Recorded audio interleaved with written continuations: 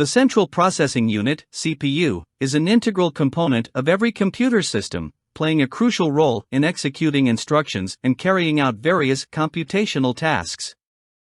As the brain of the computer, the CPU is responsible for performing calculations, managing data, and coordinating the operations of other hardware components.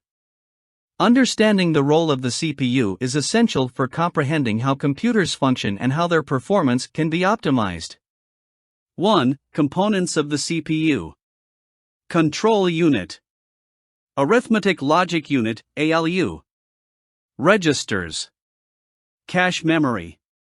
2. The role of the CPU in computer performance. The CPU, Central Processing Unit, is like the brain of a computer. It's what allows your computer to perform all those amazing tasks you want it to do.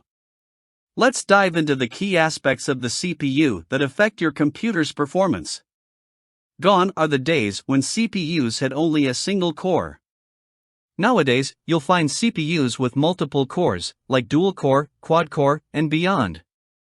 Each core is like a mini CPU, capable of handling tasks independently. This allows your computer to multitask and handle more complex processes efficiently. Think of it as having more hands to get things done faster.